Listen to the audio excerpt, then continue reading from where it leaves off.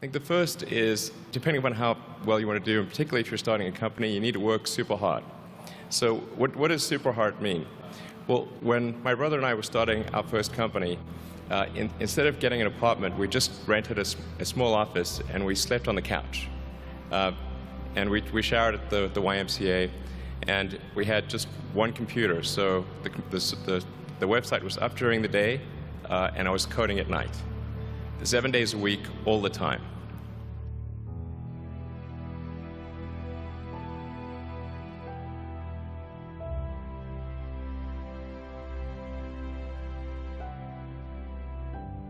Work hard like every waking hour. That's the thing I would say particularly if you're starting a company. And I mean, if you do simple math, say like, okay, if somebody else is working 50 hours and you're working 100, you'll get twice as much done in the course of a year as the other company.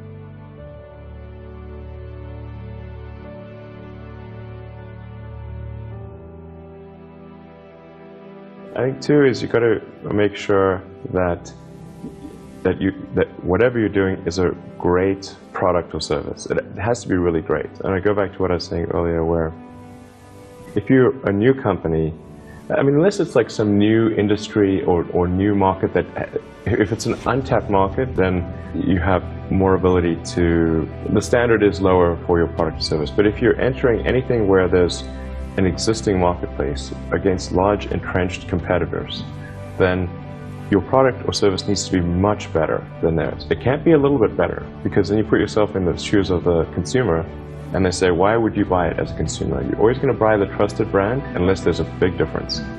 So a lot of times entrepreneur will come up with something which is only slightly better. And it can't just be slightly better. It's got to be a lot better.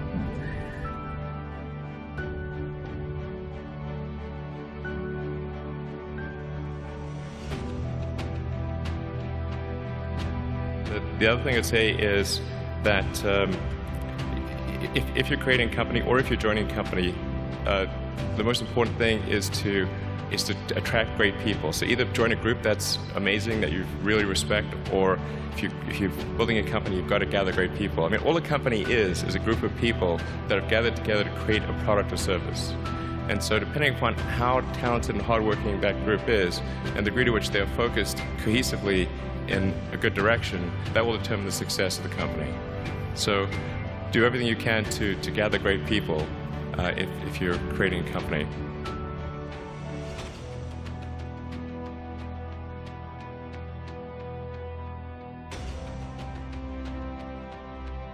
Then I'd say focus on signal over noise.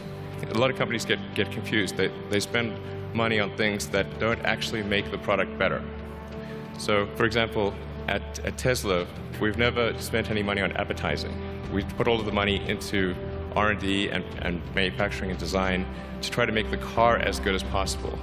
And I think that's the way to go. So for any given company, just keep thinking about, are these efforts that people are expending, are they resulting in a better product or service? And if they're not, stop those efforts.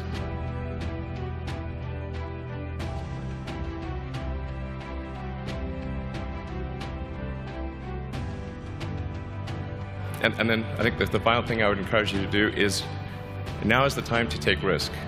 You don't have, you don't have kids, but as you get older, your obligations increase. And once you have a family, you start taking risk not just for yourself, but for your family as well. It gets much harder to do things that might not work out. So now is the time to do that, before you have those obligations. So I would encourage you to take risks now. Do something bold. You won't regret it.